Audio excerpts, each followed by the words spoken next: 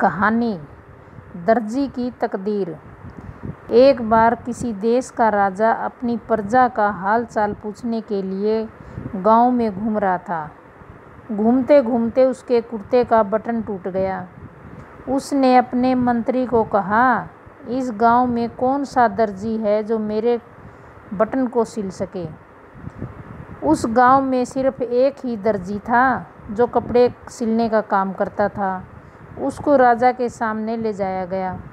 राजा ने कहा कि तुम मेरे कुर्ते का बटन सी सकते हो। दर्जी ने कहा, यह कोई मुश्किल काम थोड़े ही है। उसने मंत्री से बटन ले लिया। धागे से उसने राजा के कुर्ते का बटन फौरन टांग दिया।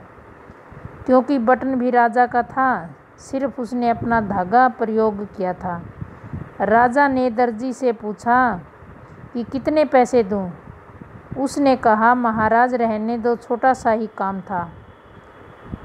उसने मन में सोचा कि बटन राजा के पास था, उसने तो सिर्फ धागा ही लगाया है। राजा ने फिर से दर्जी को कहा कि नहीं नहीं, बोलो कितने दूं। दर्जी ने सोचा कि 2 रुपये मांग लेता हूँ।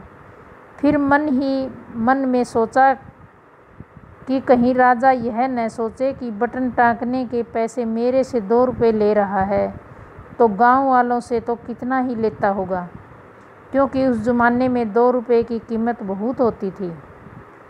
दर्जी ने कहा कि महाराज, जो भी आपकी इच्छा हो दे दो।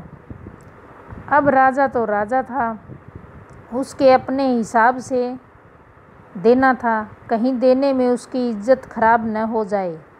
उसने अपने मंत्री को कहा कि इस दर्जी को 2 गांव दे दो, यह हमारा हुक्म है। यहाँ दर्जी सिर्फ 2 रुपये की मांग कर रहा था, पर राजा ने उसको 2 गांव दे दिए। इस तरह जब हम प्रभु पर सब कुछ छोड़ते हैं तो वह अपने हिसाब से देता है, और मांगते हैं तो सिर्फ हम मांगने में कमी कर जाते हैं। देने वाला तो पता नहीं क्या देना चाहता है अपनी हैसियत से, और हम बड़ी तुच्छ वस्तु मांग लेते हैं। इसलिए संत महात्मा कहते हैं, ईश्वर को सब अपना समर्पण कर दो, उनसे कभी कुछ न मांगो। जो वो अपने आप दे, बस उसी से संतुष्ट रहो। फिर देखो उनकी लीला के वारे न्यारे हो जाएंगे। जीवन में धन के साथ साथ संतुष्टि का होना भी ज़रूरी है। अगर वीडियो पसंद आई तो लाइक करें, शेयर करें, सब्सक्राइब करें, ताकि वीडियो की नोटिफिकेशन सबसे पहले आप तक पहुंचे। Thank you.